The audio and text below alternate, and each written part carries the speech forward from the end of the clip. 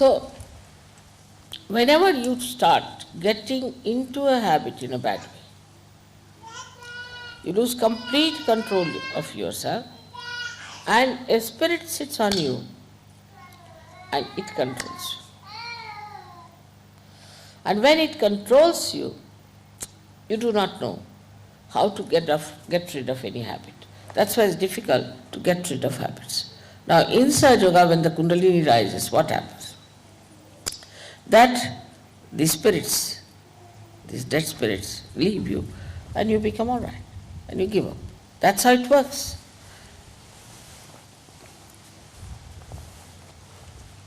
I would say that all this Mahavira did not tell, nor did he find out all these things, because he was not a scientist, I think, or I don't know why.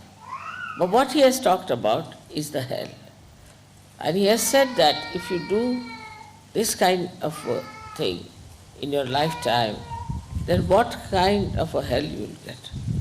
And he has described the hell in a very, I should say, openly and in a very detailed manner. And it's really horrible to know that a human being who thinks no end of himself ultimately will get to that kind of a hell, and some are permanently doomed to be there. But as incarnations take birth, also these devils, some of them who are completely doomed to live in hell, also take their birth. And when they take their birth, they try to trouble us.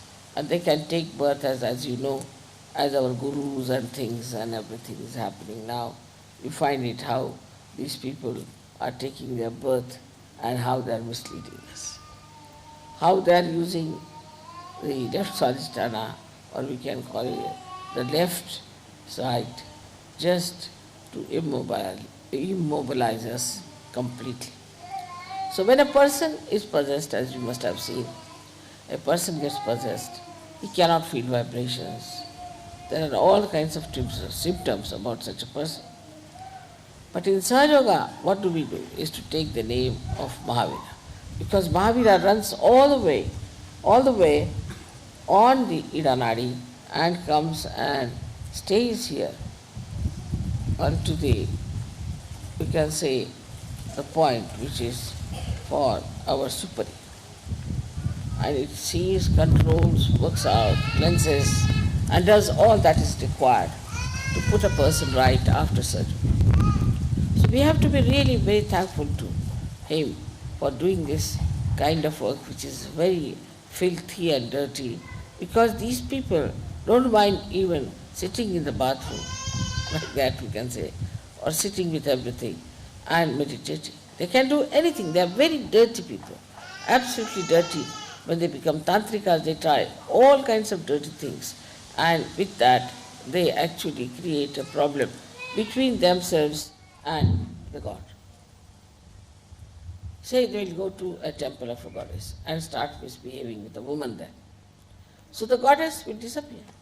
And once the goddess disappears in that area, they call all these booths from the left side.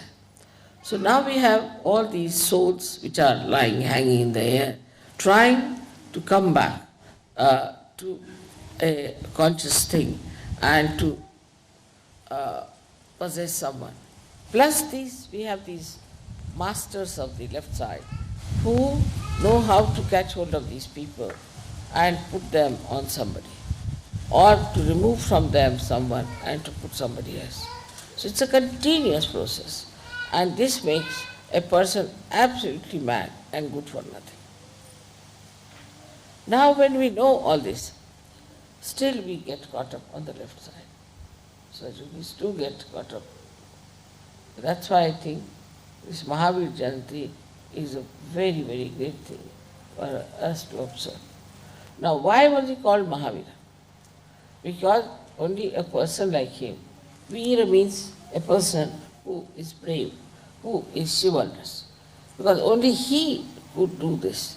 So only he could enter into the being fully and could kill, or we can say destroy, those horrible Rakshasas, devils, all these negative things that come to us.